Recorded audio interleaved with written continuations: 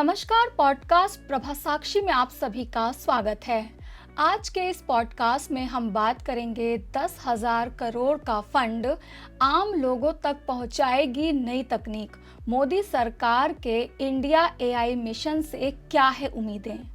तो आइए सुनते हैं आज के इस पॉडकास्ट को। लेकिन उससे पहले अगर आपने हमारे चैनल को सब्सक्राइब नहीं किया है तो ज़रूर कर लें, ताकि आप रोज ऐसे ही इंटरेस्टिंग और जानकारीपूर्ण पॉडकास्ट सुन सकें।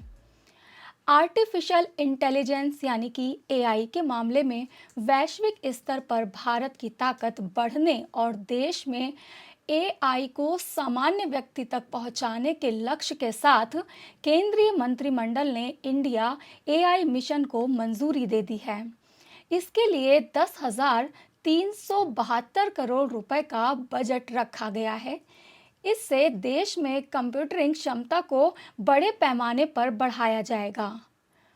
Commerce and industry minister Piyush Goyal ने बताया कि हाई एंड एआई इकोनॉमिक्स बनाने के लिए जिस स्तर की कंप्यूटरिंग कैपेसिटी की ज़रूरत है, उसके लिए लगभग 10,000 ग्राफिक्स प्रोसेसिंग यूनिट्स यानी कि जीपीयू पब्लिक प्राइवेट पार्टनरशिप के जरिए उपलब्ध कराए जाएंगे।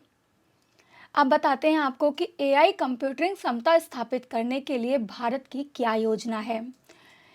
एआई इंडिया मिशन के तहत सरकार 10,000 से अधिक जेपीयू की कंप्यूटरिंग क्षमता स्थापित करने पर विचार करेगी और स्वास्थ्य देखभाल, कृषि जैसी प्राथमिकता वाले क्षेत्रों के लिए प्रमुख भारतीय भाषाओं को कवर करने वाले डेटा सेट पर प्रशिक्षित 10 बिलियन से अधिक मापदंडों की क्षमता वाले मूलभूत मॉडल विकसित करने में मदद करेगी। जब बुनियादी ढांचा स्थापित किया जा रहा है तो सबसे उन्नत जीपीयू का चयन करने की प्राथमिकता दी जाएगी। इस एआई कंप्यूट इंफ्रास्ट्रक्चर को क्रियान्वयन 50% व्यवहार्यता अंतर फंडिंग के साथ सार्वजनिक निजी भागीदारी मॉडल के माध्यम से किया जाएगा। यदि गणना की कीमत कम हो जाती है तो निजी इकाई को बढ़ी हुई मांग को पूरा करने के लिए उसी बजट राशि के भीतर अधिक गणना क्षमता जोड़ी जाएगी। कुल परिव्यय में 4,564 करोड़ रुपए कंप्यूटरिंग बुनियादी ढांचे के निर्माण के लिए रखे गए हैं। अब आपको बताते हैं कि क्या हार्डवेयर से परे भी कोई वास्तव प्रस्ताव है या नहीं है। कैबिनेट ने विकास के विभिन्न स्तरों पर डीप टेक स्टार्टअप के सरकार द्वारा वित्त पोषण को मंजूरी दे दी है। कुल परिव्यय में लगभग 2,000 करोड़ रुपए इसके लिए निर्धारित किए गए हैं। कार्यक्रम के हिस्से के रूप में एक India AI data set platform स्थापित किया जाएगा, जो एआई नवाचार के लिए गैर व्यक्तिगत डेटा सेट की गुणवत्ता, पहुंच और उपयोग का लाभ उठाएगा। प्लेटफॉर्म को पहचाने गए उच्च गुणवत्ता एआई तैयार डेटा सेट की मेजबानी करने का काम सौंपा जाएगा।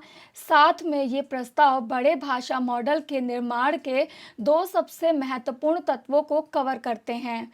हार्डवेयर और उच्च गुणवत्ता वाले डेटा सेट तक पहुंच।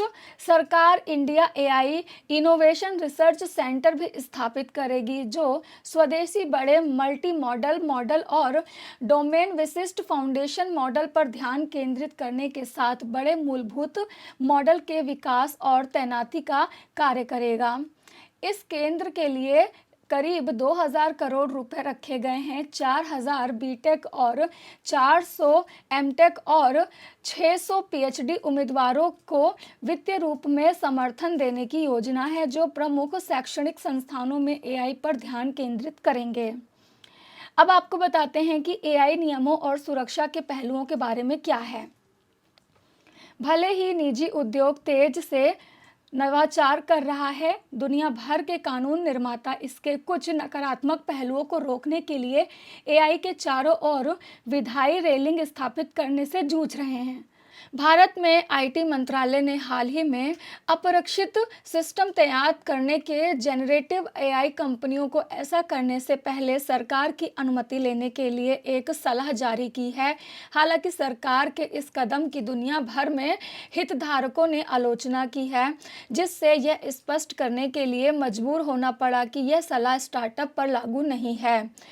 रक्षा मंत्रालय के तहत आने वाली agency aeronautical development agency advanced media combat aircraft तैयार कर रही है। यह फाइटर जेट 5वीं जनरेशन का है और स्वदेशी होगा। यह डबल इंजन का होगा।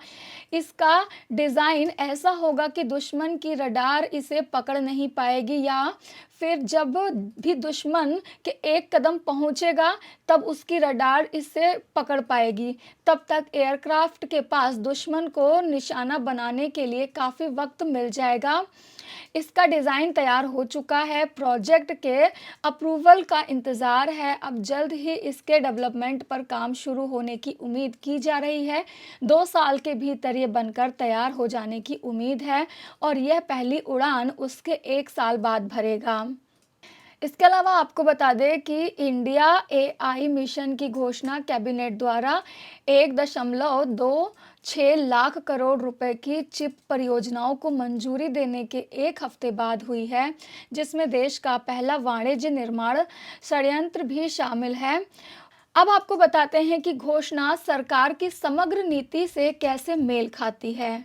इंडिया एआई मिशन की घोषणा कैबिनेट द्वारा 1.26 लाख करोड़ रुपए की चिप परियोजनाओं को मंजूरी देने के 1 हफ्ते बाद हुई है, जिसमें देश का पहला वाणिज्य निर्माण संयंत्र भी शामिल हो सकता है। भारत ने इलेक्ट्रॉनिक्स विनिर्माण को एक प्रमुख आर्थिक चालक के रूप में पहचाना है और सरकार उत्पादन को चालू करने के लिए प्रारंभिक चरण में पैसा खर्च करने की तैयार है। यह एक ऐसी रणनीति है जिसका अनुसरण यूरोपीय संघ भी कर रहा है। एआई के अत्यधिक विनियमन पर चिंताओं को दूर करने के लिए जो नवाचार को बाधित कर सकता है, यूरोपीय आयोग ने इस साल की शुरुआत में बड़े पैमाने पर एआई मॉडल बनाने के लिए स्टार्टअप और अन्य व्यवसायों को हार्डवेयर जैसे सुपर कंप्यूटर और कंप्यूटर क्षमता तक पहुंचाने में सक्षम बनाने के लिए नियम का एक सेट जारी किया था। आज के लिए बस इतना ही। अगले पॉडकास्ट में किसी और मुद्दे पर फिर से विस्तार से आप सभी को जानकारी देंगे। तब तक के लिए धन्यवाद।